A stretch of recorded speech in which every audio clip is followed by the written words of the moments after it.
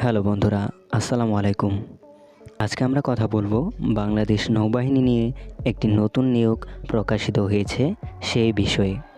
Video শুরু করার আগে আপনাদের কাছে একটাই রিকোয়েস্ট, যারা এখনও আমাদের চ্যানেলটিকে সাবস্ক্রাইব করেননি প্লিজ এখনই সাবস্ক্রাইব করে পাশে থাকা বেল আইকনে ক্লিক করুন। তো বন্ধুরা, প্রথমে কথা বলা যাক যোগ্যতা নিয়ে। তো দেখতে পারতেছেন এখানে লেখা আছে বয়স 21 জুলাই 2022 তারিখে অনূর্ধ্ব 28 বছর হতে হবে। শিক্ষাগত যোগ্যতা ন্যূনতম সরকার কর্তৃক স্বীকৃত স্বনামধন্য বিশ্ববিদ্যালয় হতে Naval architecture, mechanical, electrical and electronics বিষয়ে বিএসসি ইঞ্জিনিয়ারিং প্রার্থীকে এসএসসি ও এইচএসসি উভয় পরীক্ষায় জিপিএ 4.50 সহ বিএসসি ইঞ্জিনিয়ারিংয়ে সিপিএ 3 প্রাপ্ত হতে হবে। বৈবাহিক অবস্থা অবিবাহিত। নিয়োগ চূড়ান্ত মনোনয়ন শেষে কমিশন্ড অফিসার হিসেবে অ্যাক্টিং সাব লেফটেন্যান্ট পদে স্বল্প মেয়াদি স্থায়ী কমিশন প্রদান করা হবে। এবার কথা বলা যাক সাপ্লাই শাখা পুরুষ ও মহিলা। বয়স হতে হবে 21 জুলাই 2022 তারিখে অনূর্ধ্ব 28 বছর। শিক্ষাগত যোগ্যতা থাকতে হবে ন্যূনতম সরকার কর্তৃক স্বীকৃত স্বনামধন্য বিশ্ববিদ্যালয় হতে বাণিজ্য, পরিসংখ্যান, অর্থনীতি বিষয়ে সম্মান অথবা বিবিএ। প্রার্থীকে এসএসসি ও এইচএসসি উভয় পরীক্ষায় বিজ্ঞান বিভাগে জিপিএ 4.50 সহ স্নাতক পরীক্ষায় সিজিপিএ 3 প্রাপ্ত হতে হবে। বৈবাহিক অবস্থা অবিবাহিত হতে হবে। নিয়োগ চূড়ান্ত মনোনয়ন শেষে কমিশন্ড অফিসার হিসেবে অ্যাক্টিং সাব লেফটেন্যান্ট পদে স্বল্পমেয়াদী কমিশনে 5 বছরের জন্য কমিশন প্রদান করা হবে। পরবর্তীতে অফিসারের আবেদন ও কর্তৃপক্ষের বিবেচনায় বিধি অনুযায়ী চাকুরি বর্ধিত স্থায়ী নিয়োগ প্রদান করা হবে। এবার কথা বলা যাক শিক্ষা শাখা পুরুষ ও মহিলা। বয়স হতে হবে 1 জুলাই 2022 তারিখে অনূর্ধ্ব 30 বছর।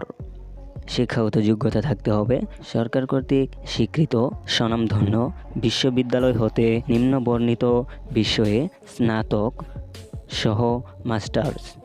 প্রার্থীকে এসএসসি ও এইচএসসি উভয় পরীক্ষায় ন্যূনতম জিপিএ 4 এবং স্নাতক ও মাস্টার্স উভয় পরীক্ষায় ন্যূনতম সিজিপিএ 3 প্রাপ্ত হতে হবে।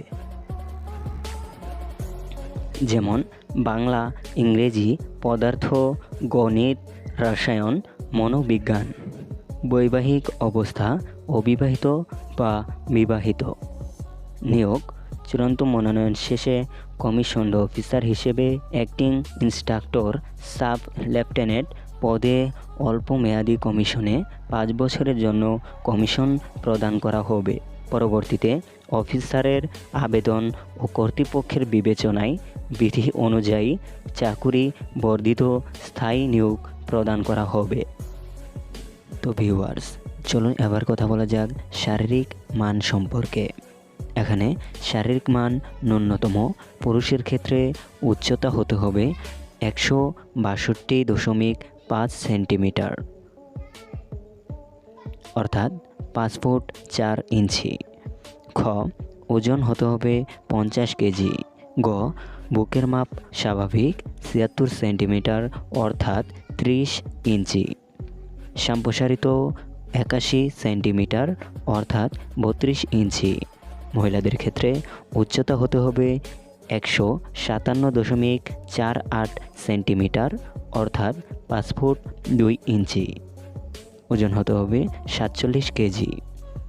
বুকের মাপ স্বাভাবিক ক্ষেত্রে 71 সেন্টিমিটার অর্থাৎ 28 ইঞ্চি। সম্প্রসারিত 76 সেন্টিমিটার অর্থাৎ 30 ইঞ্চি। এখানে আরও বলা আছে উচ্চতা ও বয়স অনুসারে সশস্ত্র বাহিনীর জন্য নির্ধারিত স্কেলের অতিরিক্ত ওজন হলে অযোগ্য বিবেচিত হবে। চলুন এবার জেনে নেই বেতন ও ভাতা সম্পর্কে কি বলা হয়েছে। এখানে বলা হয়েছে সরকার কর্তৃক নির্ধারিত অন্যান্য সুবিধাদি সহ সশস্ত্র বাহিনীর বেতনক্রম অনুযায়ী বেতন ও ভাতাদি প্রাপ্য হবেন। চলুন এবার কথা বলা যাক আবেদনপত্র জমা প্রদান নিয়ে। এখানে বলা হয়েছে 2A এর সাথে নিম্নবর্ণিত সনদপত্রসমূহ সংযোজন করে প্রাথমিক সাক্ষাৎকারের সময় জমা দিতে হবে। ক সম্প্রতি তোলা পাসপোর্ট সাইজের 1 কপি সত্যায়িত রঙিন ছবি। খ শিক্ষাগত যোগ্যতার সকল সনদপত্র ও মার্কশিট এর সত্যায়িত ফটোকপি। গ ইউনিয়ন পরিষদ চেয়ারম্যান, পৌরসভার মেয়র, ওয়ার্ড কাউন্সিলর কর্তৃক প্রদত্ত নাগরিকত্ব সনদপত্র। ঘ প্রথম শ্রেণীর গেজেটেড কর্মকর্তার নিকট হতে চারিত্রিক সনদপত্র। তো চলুন এবার জেনে নিই বিশেষ নির্দেশনাবলী দেওয়া আছে সেগুলো সম্পর্কে। প্রথমে বলা আছে সরকারি, আধা সরকারি বা স্বায়ত্তশাসিত প্রতিষ্ঠানে চাকুরিরত প্রার্থীগণকে যথাযথ কর্তৃপক্ষের মাধ্যমে আবেদন করতে হবে। এরপর বলা আছে মুক্তিযোদ্ধার প্রজন্মের ক্ষেত্রে সরকারি নীতিমালা অনুযায়ী সকল শর্ত পূরণ সাপেক্ষে অগ্রাধিকার থাকতে হবে। বিজ্ঞপ্তির যে কোনো অংশ পরিবর্তনের ক্ষমতা নৌসদর সংরক্ষণ করে। চূড়ান্তভাবে নির্বাচিত প্রার্থীদের যোগদান পত্র প্রদান বাতিলের ক্ষমতা নৌসদর সংরক্ষণ করে। তো বন্ধুরা, এই ছিল আজকের ভিডিও। আশা করছি আজকের ভিডিওতে নতুন নৌবাহিনীর যে নিয়োগটা দেওয়া হয়েছে সে বিষয়ে একটু হলেও ধারণা দিতে পারছি।